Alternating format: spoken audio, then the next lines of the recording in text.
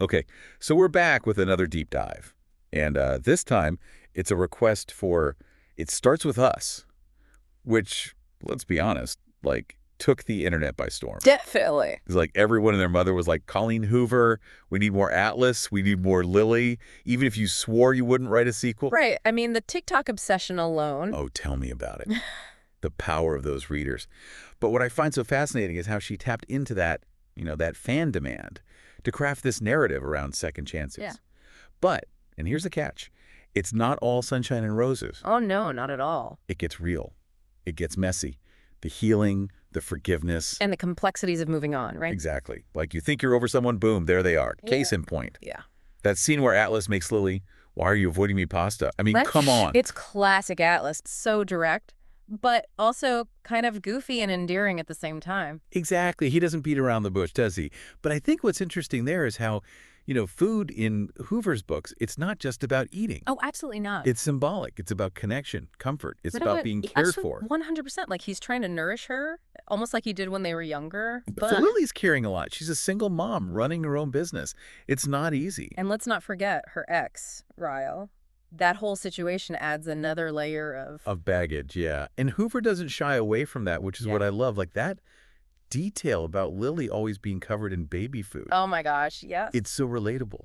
It's real life. And it speaks to this whole idea of like societal expectations versus the messy reality of womanhood, which Hoover captures so well. She does. She throws you right into those moments of like exhaustion and vulnerability. It's refreshing, honestly. Totally. Lily's not some put-together supermom. And then, bam, Ryle comes back into the picture. Talk about tension. That scene where Atlas is hiding in the closet, my heart was racing. It's not just played for laughs either. It highlights that anxiety of having a past relationship overlap with a new one. Right, and especially when that past relationship was, well, we know it wasn't healthy. Exactly. And you can feel the weight of that past on Lily throughout the book. It's like she's constantly on edge, waiting for the other shoe to drop. And it makes you question, like, how much can you truly move on from something like that? Can you ever really escape the shadow of abuse? Such a heavy question, but so important. And the thing is, Hoover doesn't pretend to have all the answers.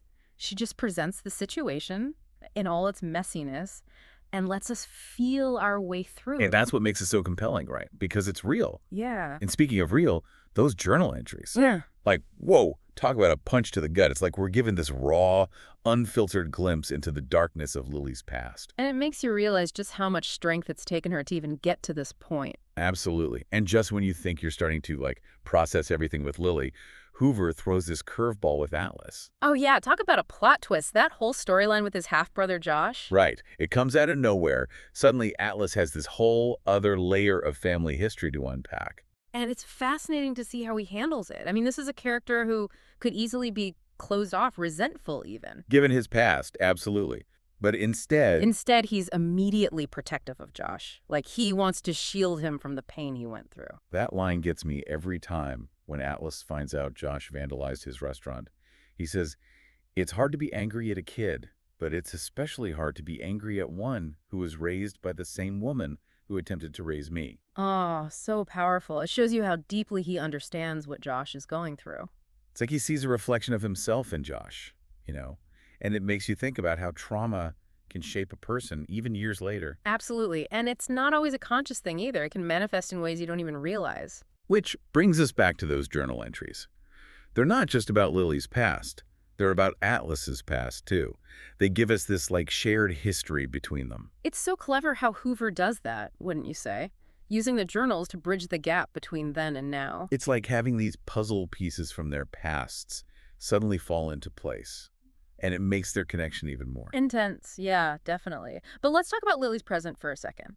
Because her relationship with Ryle, it's not exactly sunshine and roses. Understatement of the year. I mean, co-parenting with someone who has a history of abuse, that's a whole other level of complicated. Right. And Hoover doesn't sugarcoat it. She shows how easily things can escalate, how volatile that situation can be, like that scene with the tattoo. Oh, man.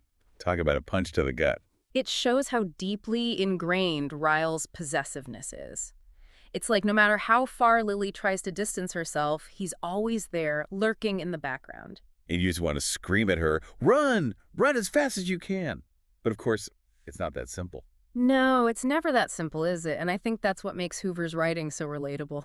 She captures those messy, complicated realities of life in a way that feels authentic. And heartbreaking, let's be honest. Yeah. Because you're rooting for Lily to find happiness, but the path to get there is full of It obstacles. definitely keeps you on the edge of your seat. It's like you need those moments of levity, you know?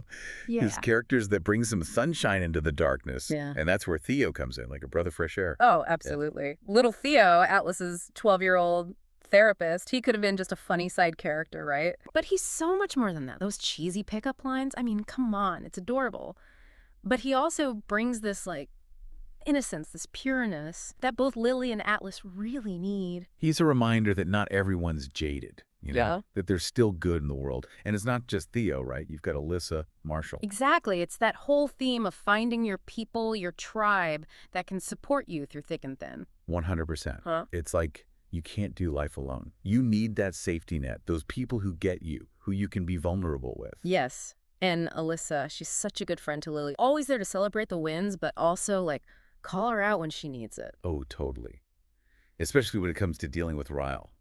Talk about a toxic situation. Alyssa's that voice of reason, you know? She's like, Yeah. girl, you deserve better. She's the friend we all need in our corner.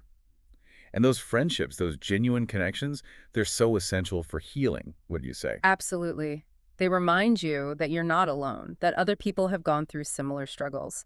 And that's what makes Hoover's writing so powerful. She doesn't shy away from the tough stuff, the messy stuff.